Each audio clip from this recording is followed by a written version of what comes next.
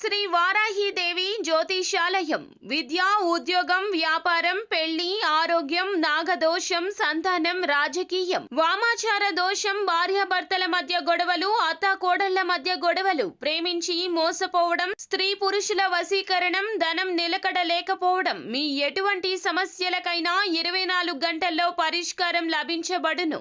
Number 1 వశీకరణ specialist Pandit Pawan Namboodiri, Kerala తాంత్రిక గురువు గారు.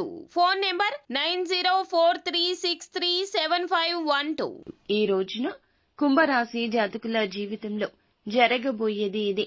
మీ ఇంట్లో ఘోరం జరగబోతుంది. ఒక గొడవతో మొదలు అవుతుంది.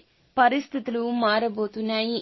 ఏం జరగబోతుందో తెలియాలంటే వీడియో పూర్తిగా చూడాల్సిందే. వీడియో నచ్చితే తప్పకుండా ఒక చిన్న లైక్ అయితే చేసి మమ్మల్ని సపోర్ట్ చేయండి. ఇక ఆలస్యం ఏమాత్రం లేకుండా వీడియోలోకి అయితే మనము వచ్చేద్దాము. ఈ రాశి వారికి అన్ని విషయాల్లోనూ ఒక కొత్త పరిణామం స్పష్టంగా కనిపిస్తుంది. ముఖ్యంగా ఇంట్లో ఘోరం అంటే ఇది తాత్కాలిక గందరగోళం కాదు, ఒక పెద్ద పరిణామానికి సంకేతం. ఇంటికి సంబంధించిన విషయాల్లో ఈ రోజున కాస్త విరుద్ధ పరిణామాలు ఎదురు కావచ్చు. ఉదయం నుంచి సాయంత్రం వరకు కొత్త సమస్యలు వినిపించవచ్చు. ఈ సమయంలో ఈ సమస్యలు వస్తూనే ఉంటాయి.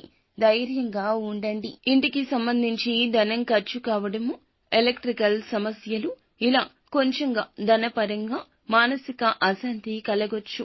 కొంతకాలంగా వాయిదా పడిన ఇంటి మరమ్మతులు ఈ రోజు ప్రారంభమవుతాయి. కొందరికి ఇంట్లో కొత్తగా ఆవాసం మారడం, అద్దె ఇల్లు మార్చడం, గృహ ప్రవేశం, గృహ నిర్మాణ పునః ప్రారంభం, ఇలాంటి అంశాలు కూడా ఉండొచ్చు. ఇవి ఎలా ఉన్నా ఘోరమైతే తప్పదు. ఇంటి సభ్యులందరినీ ఇది ఏకతాటికి తెస్తుంది. ఈ సమయంలో కొందరు బంధువులు మీ ఇంటికి అకస్మాత్తుగా రాకపోకలు చేయొచ్చు.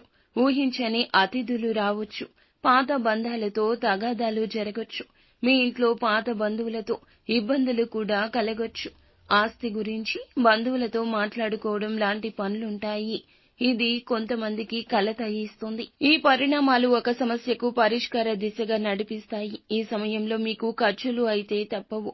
చిన్న చిన్న రిపేర్లు, కొత్త వస్తువులు కొనడము, ఇంటికి సంబంధించి డాక్యుమెంట్లు జాగ్రత్త పెట్టుకోవాల్సి రావచ్చు. ఈ సమయంలో ఖర్చులు అయితే ఒక్కసారిగా పెరుగుతాయి. కానీ ఆ ఖర్చు తర్వాత సంతృప్తి కలుగుతుంది.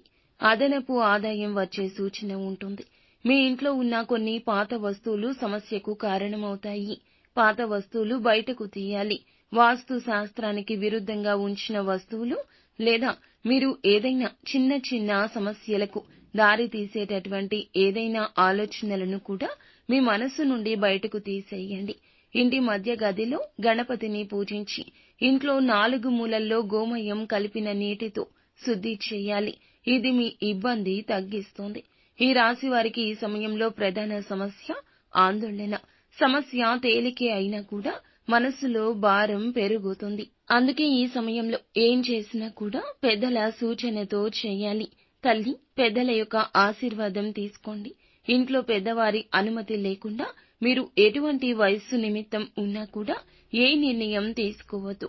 కుటుంబ సభ్యులతో కలిసి వ్యవహరించండి. ఈ ఘోరం జరగకుండా ఉండడానికి ఈ రోజున మీరు సాయశక్తులా ప్రయత్నించండి. ఖర్చులు అదుపులో ఉంచుకోండి.